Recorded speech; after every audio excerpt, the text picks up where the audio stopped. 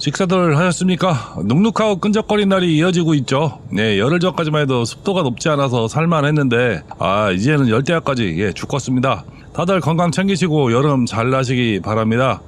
혹시 이런 날씨에 라이딩 하시는 분들 새벽이나 저녁에 살살 타셔야지 한낮에 나가면은 메쉬 자켓이고 뭐고 소용이 없고 헬멧 안이 찜통이 돼서 잘못하면 쌀맞이죠. 옛날 군대에서 여름에 행군하면은 하이바에서 땀이 뚝뚝 떨어지는 것처럼 질펀한 헬멧을 경험하게 될 겁니다. 다들 그냥 에어컨 틀고 시원한 방에서 옥수수 뜯으며 유튜브 보는 게 최고 같습니다. 오늘 이야기는 전 시간에 미들급 어드벤처에 이어서 쿼터급 이야기를 좀 이어나가 보겠습니다. 쿼터급 어드벤처는 미들급보다 경쟁이 좀 심한 부분이 되었습니다. 이유는 세 가지 정도 있다고 합니다. 첫 번째는 중국산이나 인도산 오토바이가 압도적인 판매량을 보이고 있기 때문이라고 합니다. 실제 메이저 브랜드 오토바이도 중국이나 인도에서 생산을 하기 때문에 의미는 없는 이야기이긴 하죠. 둘째 이유는 비포장 도로를 험하게 타는 오토바이는 400에서 500cc급 출력이 비포장에 잘 맞고 오토바이 무게가 200kg 이하로 다루기 편해서 그렇다고 합니다. 파리다카르 경기나 오프로드 오토바이 배기량이 450cc가 많은 이유가 여기에 있는 모양입니다. 셋째는 유럽의 면허 차이가 A2 면허로 운전하는 오토바이 최고 출력이 35kW, 그러니까 한 47마력 정도 되죠. 이거 이하여야 하고 출력대 중량비가 0.2kW, 킬로그램당 0.2kW 이하라서 출력을 올리면은 무게를 늘려야 하는 아주 이상하고 요상한 면허 차이가 영향이 많다고 합니다. 이 A2를 2년간 보유해야 대배기량인 A 면허를 취득할 수 있기 때문에 이 A2 면허는 절대적 기준이라고 하죠. 그래서 야마 MT-07이나 스즈키 SV650, 가와사키 버서스 650 이런 기종을 47마력으로 출력 제한을 걸어서 A2로 팔기도 한다고 합니다. 저도 이번에 처음 알았습니다. 이처럼 유럽 면허는 배기량과 관계없이 출력 제한 면허 체계라고 보시면 될 것 같습니다. 하여간 오토바이를 험악한 비포장에서 맘대로 막 다루고 막 굴려야만 하는 상황이라면은 적당한 무게, 출력, 가격 부담, 파손된 부품 가격이 상대적으로 저렴한 오토바이라야 하기 때문에 중국산과 인도산이 인기가 많은 것은 어쩌면 당연한지도 모르겠습니다. 그래서 아무렇게나 막 타고 넘어져도 수리 부담이 적은 중국산과 인도산이 많이 팔리는 시장이 쿼터급 시장 같습니다. 그리고 오늘 순서도 그냥 막 정한 순서이고 제 사심이 많이 들어간 순서입니다.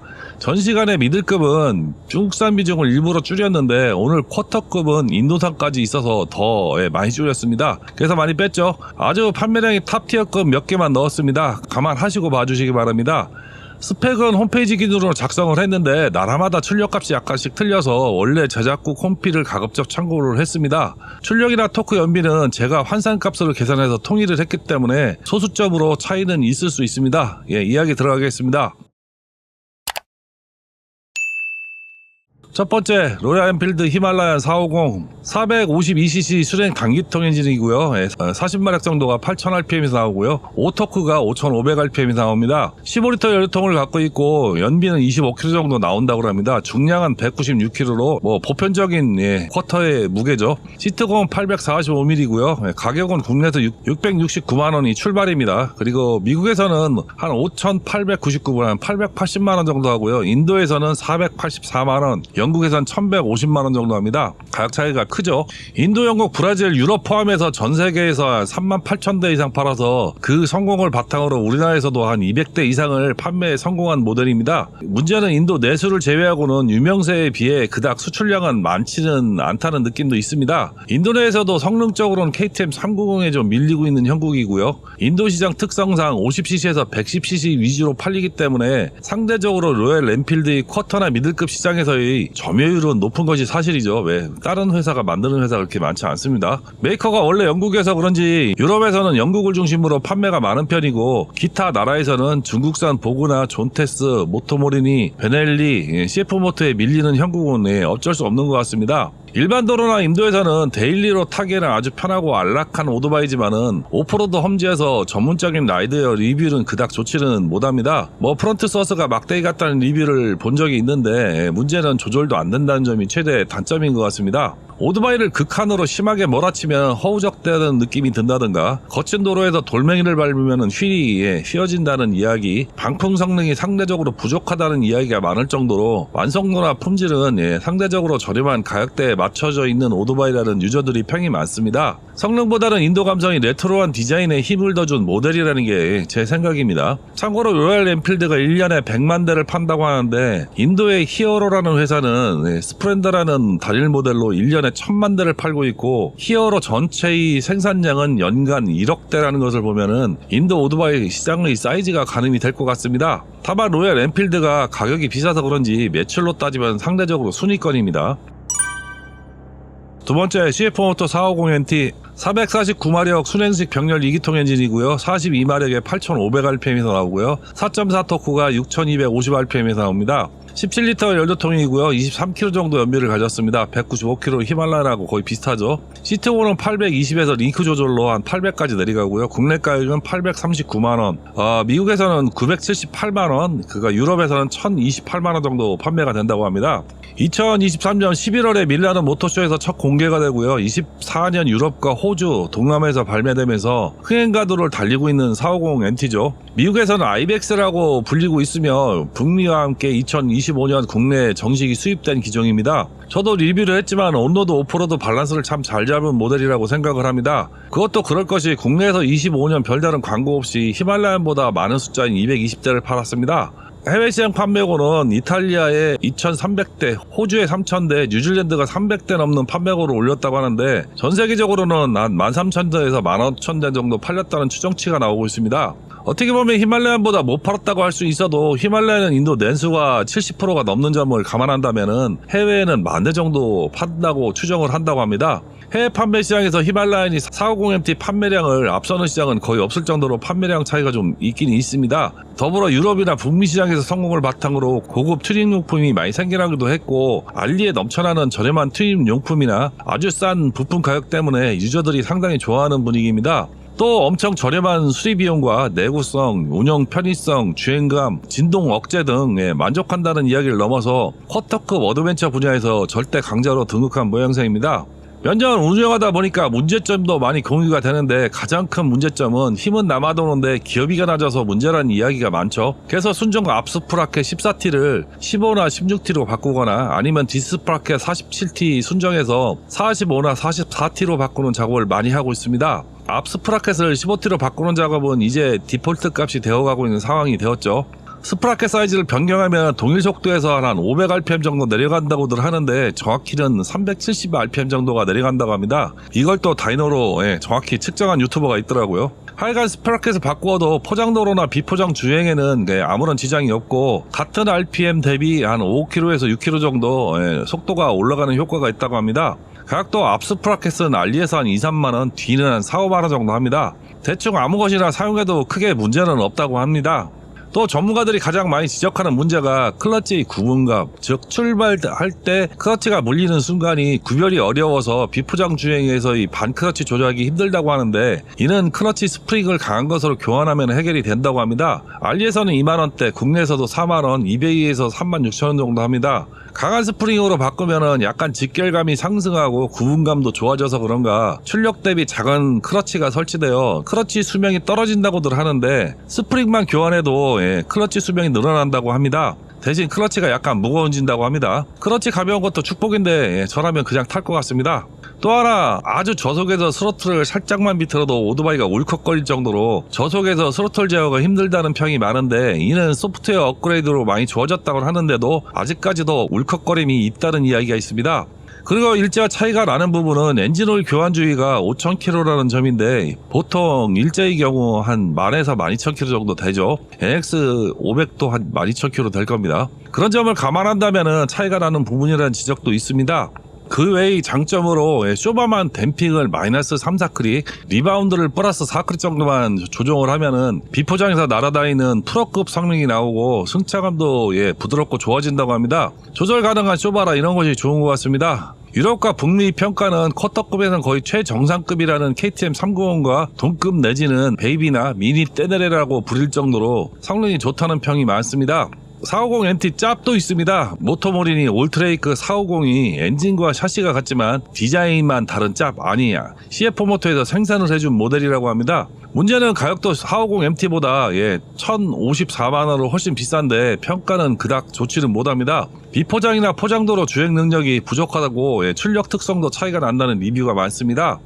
여기에 리뷰 비하인드 스토리를 하나만 말씀을 드리자고 하면은 원래 450MT 리뷰가 들어온 게 아니고 CLC 450 리뷰가 들어왔던 것을 제가 우겨서 450MT를 리뷰한 겁니다. 워낙 좀 타보고 싶었고 외국에서도 중국산 오토바이라는 게 무색할 정도로 리뷰가 좋아서 중국산인데 과연 얼마나 좋을까 해서 사심을 담아서 그때 리뷰를 했었죠. 처음 가져온 날 친구가 타보면서 좀 깜짝 놀랐습니다. 정지 상태에서 핸들이 없는 것 같이 가벼운데 달리면 달릴수록 핸들이 무거워지는 겁니다. 이게 사실 상식적으로 맞지 않는 물리법칙이거든요. 핸들에 무게가 안 실려서 가벼운 것인데 이게 달리면 핸들이 털리는 워블 현상이 생기기 참 쉽습니다. GS 어드방도 핸들이 가벼운 편인데 걔는 달려도 핸들이 공중에 떠있는 것처럼 계속 가볍거든요. BMW가 기술이 있는 회사라서 핸들이 텔레라버라 가벼워도 접지력은 아주 좋은 반면 일반 오토바이 경우는 가벼우면은 접지력이 떨어지거나 핸들이 털리는 경우가 많습니다. 이런 부분에서 우리가 생각하는 것보다 중국산 오토바이가 상당히 많이 발전했고 오토바이를 잘 만드는구나라는 생각을 갖게 된 계기가 되었습니다. 450MT만 너무 오래 얘기한다고 뭐라 하는 분들 있을 것 같아서 좀 줄이겠습니다. 세 번째, KTM 390 어드벤처 399cc 단기통 순행식 엔진을 갖고 있습니다. 45마력이고요. 3.9 토크인데 이건 RPM을 공개를 안 해서 확인을 못했습니다. 연료택은 14L고요. 연비는 25km 정도 된다고 합니다. 중량이 165kg로 많이 가볍죠. 그리고 시트고가 187로 좀 높습니다. 국내 가격은 768만원이고 미국은 한 970만원, 유럽은 1067만원 정도에 판매가 되는 것 같습니다. 쿼터급 어드벤처의 최강자로 평가받는 KTM 390이죠. 12.6대1의 압축비를 가지고 최고 출력도 450에 밀리지 않고 최고 속도나 순발력, 무게 등 최고의 오토바이로 인도 바자즈에서 생산을 했고 인도 오토바이 중에도 최고 빠른 속도를 가진 오토바이라고 합니다. 실제로 혼다 NX500보다 제로백과 최고속이 더 나온다는 실험 결과가 있을 정도로 순발력이 좋다고 합니다. 전문가들의 평가도 가장 비포장에서 안정적인 성능을 보장받는 오토바이라는 평가가 좀 우세합니다. 다만 현재 정상적인 가격에 비해서 국내 발매 초창기에 똥값으로 세일을 하다 보니까 히말라야 450이나 CF모토 450NT보다 중고 시세가 낮다는 좀 함정이 좀 있습니다. 장거리 여행에는 시트가 좀 얇고 딱딱해서 1시간 이상 라이딩을 하면은 엉덩이가 깨지는 느낌이 들 정도로 시트가 안 좋아서 장거리 라이딩은 어렵다는 리뷰가 많습니다. 장거리용으로는 못쓰고 비포장 전용으로 짧게 라이딩하기에는 최고의 선택이 아닌가 합니다. 네 번째, 혼다 NX500 471cc 수렌식 병렬 2기통 2크러치를 가진 엔진을 가졌고요. 출력은 50마력으로 표기가 됩니다. 국내는 50마력이고 유럽에는 47마력으로 표기가 되고요. 8500rpm에서 최고 출력이 나옵니다. 토크는 4.6으로 6500rpm이고요. 연료는 17.5L고요. 연비는 한 22km 정도 나온다고 표기가 됩니다. 중량은 196kg고요. 시트고가 830에 가격은 990만원. 미국에서는 1038만원, 영국에서는 1390만원에 판매가 됩니다. 쿼터급의 큰 형님 같은 혼다죠. 기존 CB500X의 DNA를 그대로 이어받아 엔진과 샤시를 리뉴얼링해서 만든 모델입니다. 중년 첫 입문기종으로 제가 많이 추천했던 기종이죠. 한때 레벨의 풍기 현상으로 레벨보다 구하기 쉽고 가격 차이도 없는데 중고 가격 방어가 잘 되는 기종 중에 하나라서 많이 추천을 했습니다. 단점이라고는 비포장 주행 능력이 그닥이라고 보면 될 정도라는 것. 비포장을 갈 수는 있어도 잘 달리는 것은 보장 못하는 그런 기종이라는 평가가 많습니다. 오토바이 지오 배터리만 봐도 최저지상고, 서스펜션 트래블 이렇게 해서 비포장으로 달리는 오토바이는 아닌 것 같습니다. 그래서 해외 리뷰도 비포장을 달리는 리뷰가 많지는 않습니다. 이렇게 이야기하면은 NX500 타고 와칸밸리도 가는데 무슨 소리냐 할 수 있지만은 경운기 타고 와칸밸리 갈 수는 있습니다. 근데 왜 안 갈까요? 답답하고 불편하니까 안 가는 겁니다. 일반인들이 타기에는 크게 문제는 없을 겁니다. 다만 포장도로에서는 어떤 기종보다 잘 달리고 편안하고 잘 서고 좋은 기종이라는 점이죠. NC750X처럼 유럽의 장거리를 아주 편안하고 안정적으로 달리는 오토바이를 모태로 설계된 오토바이라서 일반적인 주행에서는 당연히 동급 대비 출력도 좋고 편안하고 잘 달린다고 합니다. 저라면 레벨 500보다 NX500이 훨씬 더 좋은 선택일 것이라고 생각을 합니다. 레벨은 시트도 좀 불편하고 포지션도 좀 어정쩡하고 방풍 능력은 전혀 없고 낮은 시트고와 레트로한 디자인 빼고는 저 개인적으로는 느낌으로는 NX500보다는 별로입니다. 특히 이 크러치 버전은 우리나라 장거리 여행에는 이 NX500이 최고가 아닐까 싶습니다. 다섯 번째 혼다 CRF 300L 랠리 286cc 수생 단기통 엔진이고요. 27.3마력이 8,500rpm이 나옵니다. 2.7 토크가 6,500에서 나오고요. 12.8L 연료통을 가졌는데 연비가 44km입니다. 그리고 중량이 무지하게 가벼운 140kg고요. 다만 시트고가 880은 좀 높은 편입니다. 가격도 792만원이고요. 해외에서는 978만원 정도 팔린다고 합니다. 오프로드를 타기에는 CRF 300L이나 랠리가 최고라는 점은 누구든 부인 못하는 점일 겁니다. 랠리가 연료통이 좀 이상하게 생겼죠. 다만 포장도로에서 장거리를 여행하기에는 출력이 딸려서 최고 속도도 좀 안 나오고 적합하지 않다는 것이 일반적인 의견이 좀 많고요. 또 비포장 위주의 캠핑이나 장거리 아웃백에서는 짐을 싣거나 적재하기에는 적재 용량이 작아서 이제는 좀 더 큰 중형인 히말라얀 450이나 CF모토 450MT로 많이 갈아탄다는 이야기가 많습니다. 그래도 아직도 유럽을 중심으로 전통 트레일 오토바이로는 인기가 많은 기종입니다. 가끔 인도 타는데 리터급 어드벤처 타는 분들 이 CRF 350L의 개발일 가능성이 많은 기종이죠. 하지만 그렇다고 세컨바이크로 들이기에는 가격 부담이 있는 것도 사실인 것 같기도 하고, 그렇다고 이 기종으로 올라운드 타기에는 애매하고 뭐 그런 기종이라 그런가 국내 판매량도 많지 않은데 외국에서도 그런 분위기로 이야기하는 유저가 많아서 정리하고 다른 쿼터나 미들급으로 넘어가는 예가 많다고 합니다. 외국에서도 비싸고 올라운드 느낌은 아닌 모양입니다. 여섯 번째 가와사키 KLE 500 451cc 엔진이고요. 수행 병렬 2기통이고요. 45마력이 9000rpm에서 나오고요. 4.3 토크로 6000rpm에서 나옵니다. 16L 연료통이고요. 연비는 20km 나오고요. 중량은 194kg, 시트고는 870. 국내 가격은 1089만원, 해외 가격은 986만원 정도 됩니다. 올해 새로 등장한 가와사키의 KLE 500입니다. 이 제품은 중국이나 인도에서 생산한 제품이 아니고요. 태국 가와사키 글로벌에서 제작했다는 이야기가 나오는 것 보면은 자체 제작품이라고 생각이 됩니다. 그런데 문제는 해외 포럼이나 리뷰가 그닥 좋지는 못합니다. 쇼바가 너무 무르고 지상고가 낮아서 점프만 하면 배가 땅에 닿는 아주 치명적인 단점이 있다고 하는데, 오히려 이런 단점이 포장도로 주행에는 아주 편안하고 안락하다고 합니다. 지상고에 비해서 시트고가 좀 높은 870으로 높은 편인데, 이 정도면 키가 180은 되어야 편하게 타지 싶습니다. 다만 방풍 성능이나 일반 포장도로에서 달리는 능력은 상당히 좋다고 합니다. 일곱 번째 코보 450 랠리, 국내에서는 잘 알려지지 않은 모델이죠. 449cc 단기통 수랭식 엔진을 가졌고요. 출력은 51마력이 9500rpm이 나오고요. 토크는 5.1로 7500rpm이 나옵니다. 연료통이 30L로 엄청 크죠. 연비는 정확히 나온 게 없어서 확인을 못했습니다. 중량이 145kg고요. 시트고가 910에서 960까지 정도 된다고 합니다. 엄청 높죠. 국내에는 수입이 안 돼서 가격은 정확히 나온 게 없고요. 해외에서는 13,599불에서 25,000불, 그러니까 한 2천만원에서 3,800만원까지 판매가 된다고 합니다. EX는 랠리 특화 버전으로 가격이 한 3천만원이 넘습니다. 파리다카를 위해서 만든 단기통 극강의 다이어트를 하고 13대1 압축비로 출력을 잔뜩 끌어올린 코브 450입니다. 출발이 프로용으로 만들다 보니까 극강의 다이어트를 한 단기통 엔진과 튼튼한 샤시로 만들어져서 크게 손대지 않고 전문 랠리에 참가해도 될 정도로 튜닝이 돼서 나온 오토바이라고 합니다. 실제 2025년 파리다카르 랠리2에서 구간 우승과 그룹 우승을 했을 정도로 잘 만든 오토바이라는 평이 많습니다. 다만 일반인들이 타기에는 너무 딱딱하고 포장도로에서는 핸들이 털리는 등 문제도 있는 오토바이지만은 일단 비포장에 들어가면은 쉽게 이길 오토바이가 없다는 것이 일반적인 평입니다. 문제는 일반인들이 타기에는 만듦새가 너무 허접하고 마감이 안 좋다는 느낌이 좀 듭니다. 랠리에서는 프론트 커버나 전조등을 빨리 교환 가능하게 노출시키는 것이 좋을지 몰라도 일반인이 보기에는 만들다 만 것 같은 느낌이 줄 정도로 좀 허접합니다.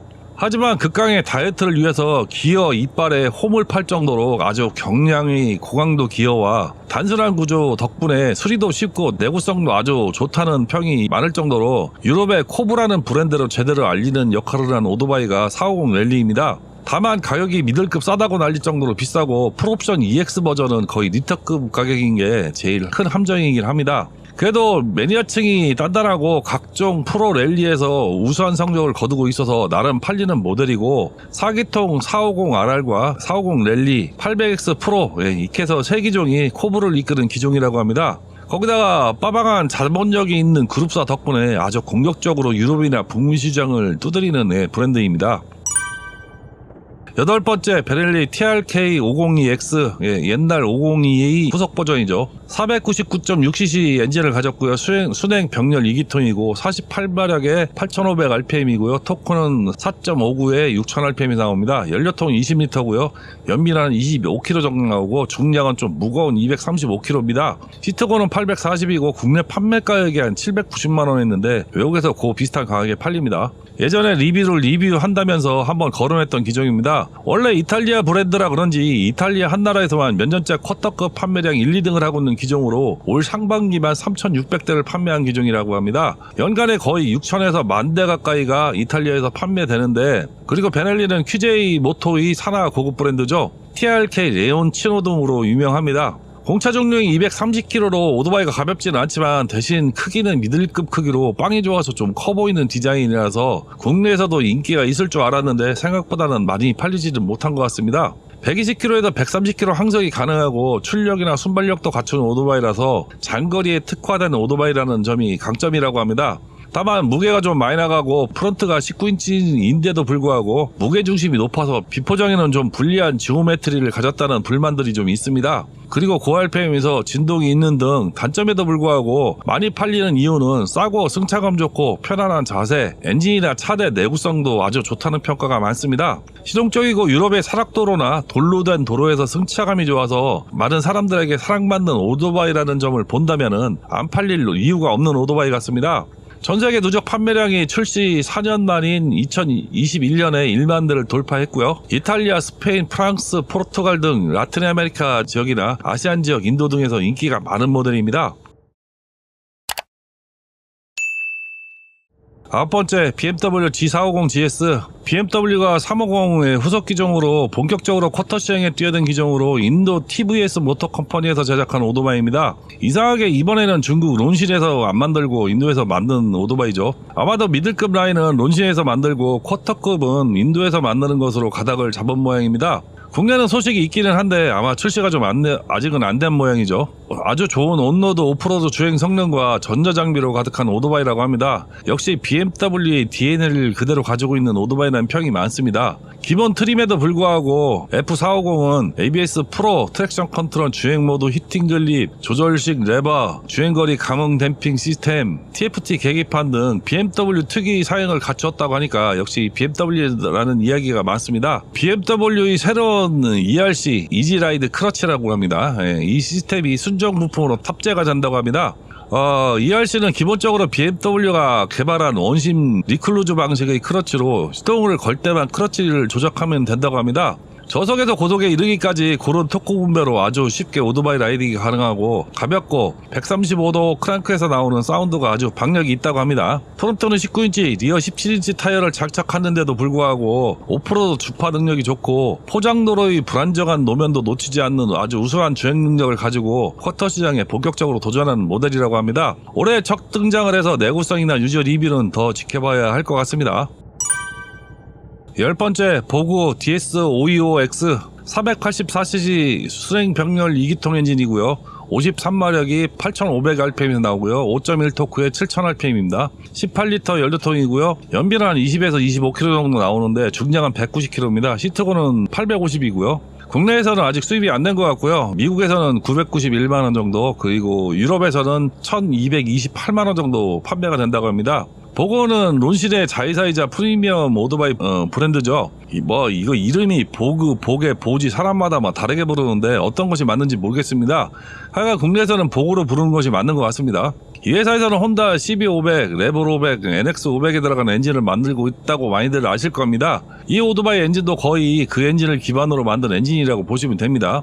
갈바 서스펜션, 니신 브레이크, 그리고 머젤러 투어런스 타이어, 대시캠, 스크래시바, 센터 스탠드 조절식 7인치 TFT 디스플레이, 이렇게 본다고 하면은 이런 것들을 다 기본으로 장착하고도 저렴한 가격이죠. 그렇다면 혼다 NX500과 이 모델과 여러분은 어떤 오토바이 타시겠습니까? 이래서 중국산이 무서운 거죠. 리뷰에서 브레이크가 약간 밀리고 엔진 특성이 거칠다는 리뷰가 나와도 가격이 모든 것을 용서하고 옵션이 구원을 해주죠.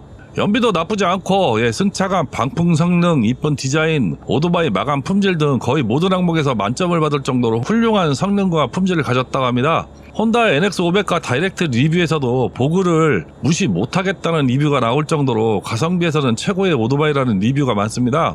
엔진 내구성은 혼다 500에서 검증이 되었다고 본다면 가격이나 옵션을 고려하면 좋은 선택이 될지도 모르겠습니다.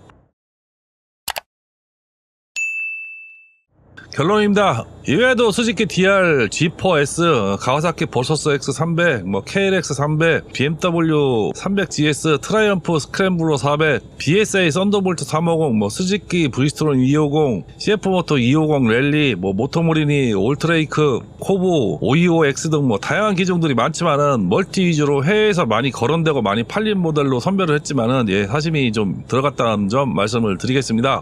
쿼트컵 어드벤처는 최근에 몇 년 사이에 고급화, 고성능화된 분야이죠. 어드벤처 오토바이는 리트급에서는 경쟁하는 경쟁자가 많지는 않지만은 쿼터는 중국산부터 인도산, 일본산, 유럽산까지 생산을 안 하는 회사가 없기 때문에 전체 판매량으로 본다면은 리트급에 거의 10배 가까운 판매 수치가 나올 것으로 보고 있습니다. 그리고 가볍고 출력도 딸리지 않는 유럽의 산악 트레일과 북미 호주의 900의 특화된 점을 감안을 한다면은 더욱 시장은 넓어질 거라고 생각을 합니다. 과거에 스즈키 DR 시리즈와 가와사키 KR 시리즈가 먹고 있던 오프로드 병행 시장을 이제는 멀티들로 고급화하고 있다는 점을 아주 고무적이라고 보고 있습니다. 중국산과 인도산 오토바이 고급화가 맞물려서 더욱 경쟁이 심해지는 시장이 쿼터급 어드벤처 시장이라고 생각을 하는데, 경쟁이 심할수록 가격도 내려가고 프리미엄 브랜드도 신경을 안 쓸 수 없는 상황이 되다 보니까 저렴한 기종을 내놓고 있는 상황이라는 점이 우리 소비자에게는 유리한 점이라고 저는 보고 있습니다. 로켓 기술과 제트 엔진 기술을 정점을 달리고 있는 미국, 미국도 로켓 기술은 나치 V2 로켓을 기반으로 만들었다고 하지만은 기술자를 기화시키고 설계도를 훔쳐다 만들었죠. 제트 엔진도 나치 메서슈미트 ME262를 기반으로 설계한 것이고, 단 10년 만에 전 세계를 압도할 정도로 발전시킨 것은 인력과 자본 투입의 결과입니다. 인도와 중국이 많은 인력과 자본을 투자하는 오토바이 산업은 지금이야 좀 부족하지만은 1960년대에 유럽에서 미국으로, 70년대에는 일본 중심으로 오토바이 산업이 넘어왔듯이 10년 뒤에는 중국과 인도 업체가 오토바이의 중심이 되지 않을까 합니다.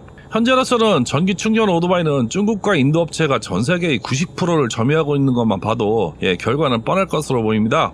오늘은 주목받고 있는 쿼터급 어드벤처 오토바이에 대해서 알아봤습니다. 다음 시간에는 리터급 기암 어드벤처에 대해 알아보겠습니다. 영상 시청해주셔서 감사합니다.